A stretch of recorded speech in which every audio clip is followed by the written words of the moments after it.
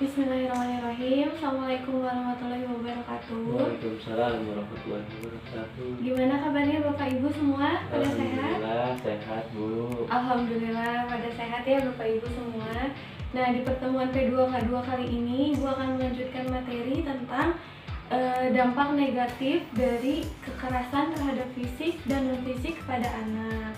Bapak Ibu semua di sini pasti punya anak ya? Punya Bu. Punya, alhamdulillah. Nah, Bapak Ibu, di sini kita akan sama-sama mempelajari bagaimana sih perilaku yang baik yang kita tunjukkan gitu ketika anak melakukan suatu perbuatan yang salah.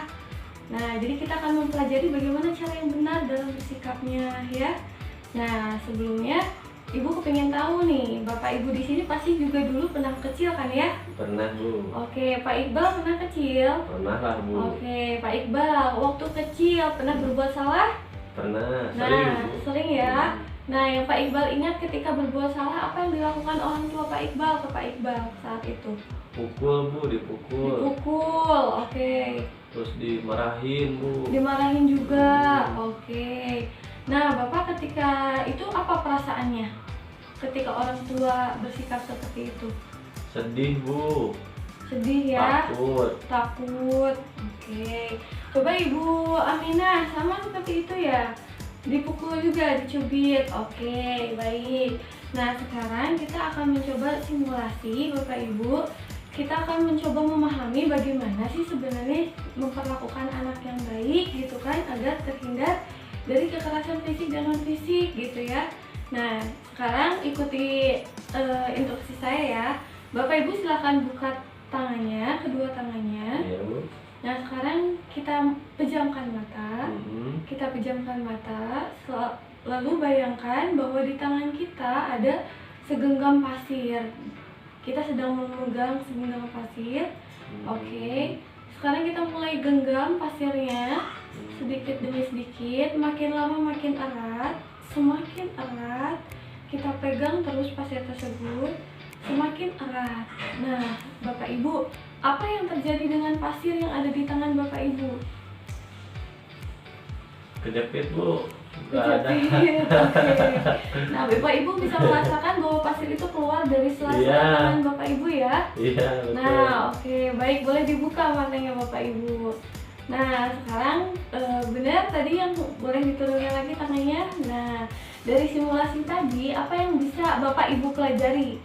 Kira-kira bayangkan kalau pasir itu adalah anak kita, sedangkan tangan itu adalah kita. Ketika kita genggam terlalu erat, apa yang bakal terjadi? Lepas Bu. Lepas ya.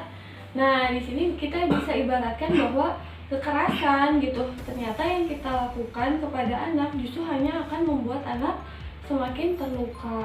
Dia juga malah bukannya memahami kesalahannya gitu kan, tapi ya tadi gitu, justru ketika kita pakai kekerasan, sifat-sifat baiknya itu akan keluar gitu kan. Sifat-sifat baiknya itu tuh akan keluar dari dirinya, justru yang ada di dirinya hanya sifat yang buruknya saja gitu, karena kita hanya memakai kekerasan gitu, tidak menyentuh hati dan perasaan anak gitu, sehingga justru anak belajar ketika kita berbuat kekerasan, oh ternyata saya juga boleh ya melakukan kekerasan, jadi menganggap kekerasan itu adalah hal yang wajar dilakukan gitu.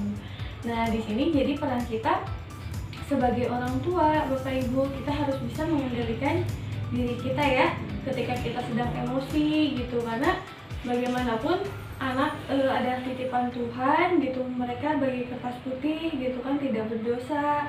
Kita harus benar-benar menjaga, merawatnya dengan sepenuh hati gitu. Ketika kita pakai kekerasan, justru anaknya semakin memberontak, semakin mencari perhatian kayak gitu, dan bahkan menganggap ya itu gitu kan, nanti ketika dia mencontoh orang tuanya, ketika ada orang tuanya ketika dia salah, orang tuanya mencubit, malah ketika dia kesal dengan temannya, dia juga akan mencubit temannya kayak gitu ya. Nah, sekarang untuk semakin memahami apa sih dampak negatif dari kekerasan, di sini ada flip chart, kita belajar ya di sini.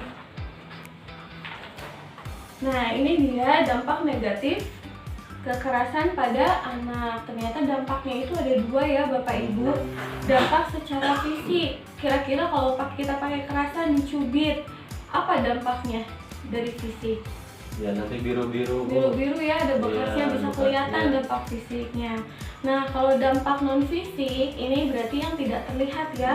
Nah, ternyata dampak kekerasan pada anak secara non fisik, anak itu akan menjadi anak yang pemarah, benar gitu ya. Justru ketika kita marahin anak tersebut akan mencontoh, oh jadi kalau saya nggak suka saya marah gitu.